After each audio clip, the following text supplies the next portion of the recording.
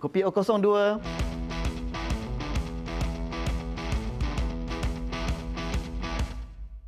Inilah tetamu yang bersama dengan saya pada hari ini, iaitu Hida Hamzah dari GX Bank. Hida, apa khabar? Alhamdulillah, terima kasihlah menjemput saya. Samalah juga. Hilda pun sama. Terima kasih banyak-banyak. Luang masa sikit dengan Cik Lee hari ini. Kan? Tapi sebelum kita cerita apa itu GX Bank, saya nak cerita dululah pasal Hilda dululah. Sebab seperti yang saya tahu, Hilda 20 tahun dalam dunia perbankan yang konvensional, tiba-tiba beralih ke bank digital. Kenapa boleh beralih tu, Hilda? Apa motivation paling besar untuk lari daripada benda yang kita dah buat hari-hari tu? Dah 20 lebih tahun dalam perbankan dunia korporat, tiba-tiba diberi peluang. Life is a one shot game. Okey. Bila diberi peluang untuk membina sebuah bank from scratch. Okey. Bila dah 20 tahun tu you dapat peluang tu, susah nak cakap no lah kan. Itu satu. Yang keduanya, objektif bank tu untuk menolong orang yang sebelum ni tak dapat akses kepada perbankan. Okey. Orang yang sebelum ni mungkin diabaikan, mungkin tidak dapat mengubah rentak hidup dia. Kalau you dapat katakan pinjam duit sikit, you dapat jimat duit sikit, mungkin dunia you akan berubah. Okey. So dari situ saya rasa macam how do you say no kan? You dapat this dual peluang untuk bantu orang. Untuk bantu orang. So bila you punya kebolehan you, pengalaman you boleh digunakan untuk tolong orang lain kan. Macam mana you nak say no kan? Okey. So bila dah join, apa GX Bank tu dah? So bila saya join, saya cerita sikit lah Okey. Masa saya join ni, masa tu dah memang mula-mula keluar 18 bulan lebih lah kot. Saya orang yang ketiga join bank. Orang ketiga? Orang ketiga yang join bank. Jadi dari situ tu, kami diberikan mandate untuk offer our first product. Bank negara cakap 24 bulan. 24 bulan? Kami dapat buat dalam masa 18 bulan. Itu satu. Wow. So apa maksud tu? Maksudnya kita sebagai satu bank yang hidup dalam platform maya. Dia, I tak ada branch. Okey. I tak ada physical representation. Okey. So kalau kita duduk dekat Pekan cari GX Bank tak jumpalah. Takkanlah you nak cari kedai ada logo semua, tak adalah Tak kan. ada. Tapi kalau you buka phone you mesti ada. Ada. Okey. Janji you ada phone, you ada connection, you will see GX Bank. You akan nampak GX Bank di situ.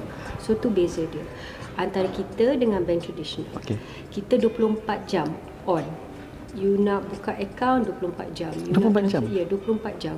Jadi kami hidup dalam platform maya. Itu beza yang paling terang-terang lah. Okey.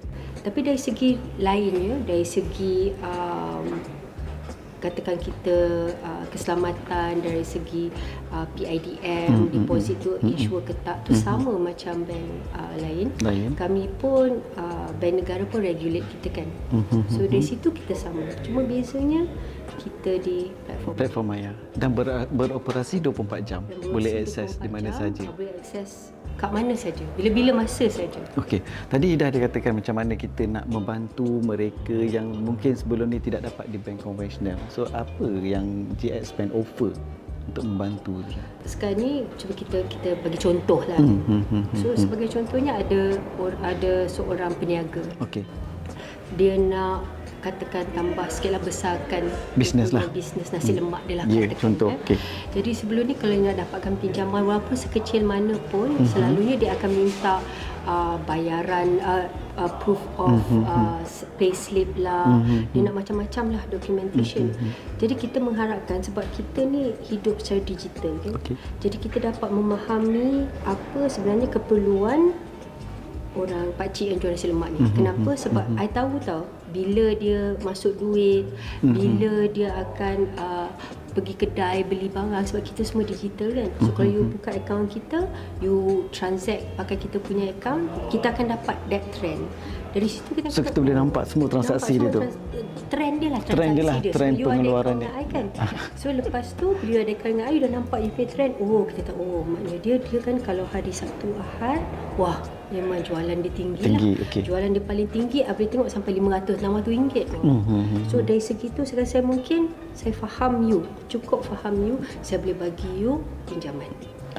Bila saya bagi you pinjaman berdasarkan apa yang I faham pasal penjualan nasi lemak you, you akan dapat increase the number of nasi lemak you jual sebab you boleh beli periuk nasi yang lebih besar. Contohlah. Contoh yang sangat senang lah kan. Tapi katakan you nak buka lagi satu branch ke, kita boleh nampak. So pada kita, itu kelebihan yang kita nak bawa kepada orang yang sebelum ni mungkin tak akan dapat pinjaman. Sebab dia tak dapat, orang bank biasa tak dapat nampak transaksi dia kan. Jadi saya rasa itulah yang pada saya lah yang mungkin membawa banyak kelebihan kepada orang yang sebelum ni tak dapat pinjaman daripada bank kan. So proses dia lebih mudah dah. Lebih mudah, konsep dia pun kami mengharapkan lebih mudah lah. Lebih mudah lah. Dia dapat faham. Dapat faham lah. Orang yang kita nak tolong ni, kita kena bagi dia faham apa yang dia buat. Jadi kita boleh kata okey, sekarang ni you buat macam ni, you akan dapat banyak ni. Lebih transparent, open. Dari segitulah kami mengharapkan. So kalau kita tengok sekarang sambutan tu macam mana dah? Penerimaan orang sekarang ni kami dalam masa 2 minggu sejak kami officially buka kan, kami dapat 100,000 orang. 100,000 orang dalam masa 2 minggu. Wow. Dan kami sungguh terharu dengan sambutan yang sungguh menggalakkan. Jadi kami rasa inilah satu semangatlah untuk kami ya. Memang. Untuk bagi lebih, untuk reach out to more people so that kita dapat tolong dengan lebih banyak, lebih ramai. So sambutan menggalakkan, but we hope to do more lah. And we want more. Tapi 2 minggu 100,000 tu besar ke tu? Alhamdulillah, it's okay, it's good. Tapi itulah terharu jugalah kan, macam wah, kepercayaan yang diberikan. Betul. So orang dah percaya. So macam mana GIS Bank untuk tingkatkan lagi keyakinan kepada pengguna dari segi keselamatan dia ke, dan macam mana? So I think kita kena tengok dari 2-3 segi lah kan. Nombor satu is kita faham tak apa yang kita punya customer nak. So kita akan cuba memberikan produk-produk yang memang ikut keperluan customer tu. So saya bagi contoh lagi lah kan. Kami punya target market ni untuk orang yang sebelum ni tak ada line katakan. Tak ada pinjaman. Jadi kami nak buat, tak payahlah bagi sampai besar-besar kan. Kita bagi you pinjaman sikit, katakan saya bagi you 1,000 dulu, 2,000 dulu. So kami nombor satu, dengan sambutan menggalakkan ni, kami ingin memberikan produk yang memang menepati keperluan mereka. So sekecil amount yang dia boleh buat pinjaman tu berapa dah? Kami berharap kami akan buat produk pinjaman kami akhir tahun. Paling kecil bergantung lah ya. Jadi saya cakap kalau you dah buka akaun dengan kita, mungkin kita dah ada, sekarang ni kita dah buka kan, kita dah dapat tengok cara dia punya bertransaksi, history dia tu. Dan kita boleh bagi sesuai dengan you. So kesesuaian berdasarkan dia punya transaksi dan sebagainya, cara hidup dia tu. Cara hidup you. Sebab kita tak boleh bagi you pinjam sampai you tak boleh bayar balik. Itu yang takutnya. Itu yang takut kan. Jadi macam mana kita nak tahu? Jadi kalau you memang penyokong tegar bank kita, pakai bank kita, debit card semua, jadi kita nampak, kata so ni cara hidup dia, ni keperluan dia sebenarnya. So saya akan bagi banyak ni. Jadi kalau kita bagi pinjaman ni, tengok macam mana dia buat dengan pinjaman tu. Jadi makin lama dia akan ada berkembang lah. Kita boleh bagi lebih bergantung, right? Jadi tak naklah cakap paling kecil 500 ke apa, tak boleh cakap macam tu kan. Kena ikut keperluan masing-masing lah.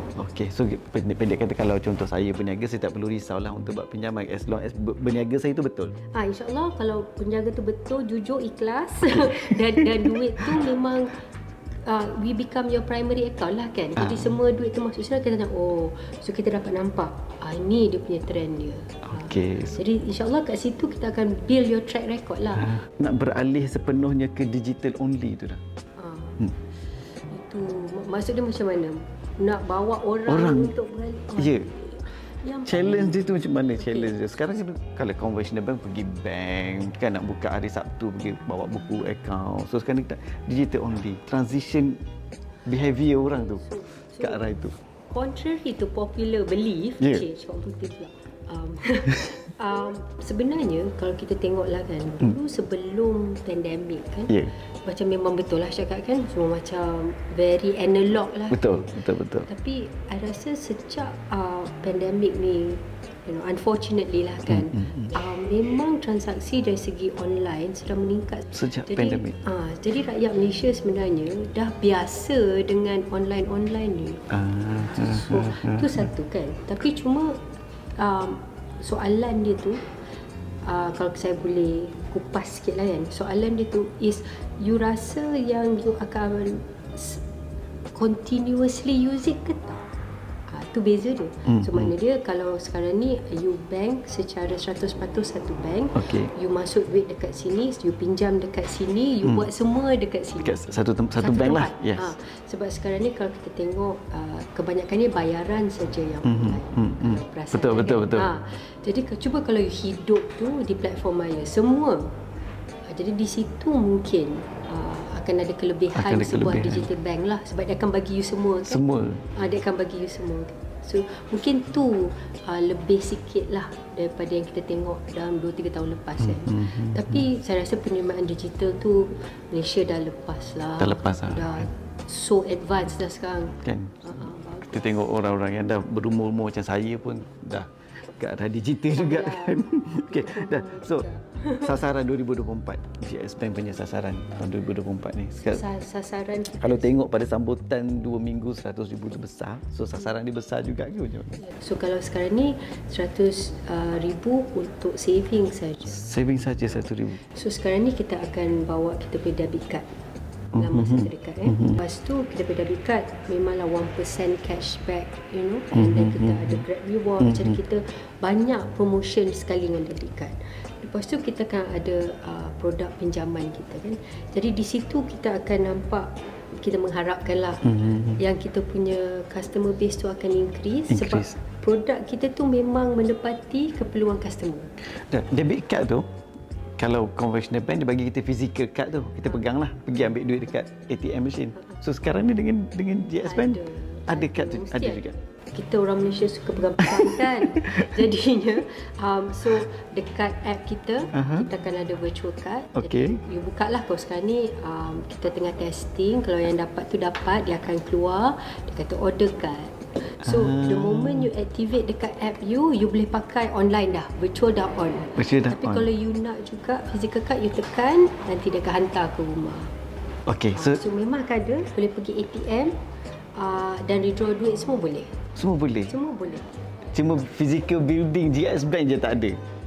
The rest semua sama? Semua ada, kad ada. Tapi saya rasa yang paling penting di sini adalah, as I said lah kan, kita kena boleh jawab soalan customer. Apa yang dia nak sebenarnya? Apa yang kita boleh solve untuk dia?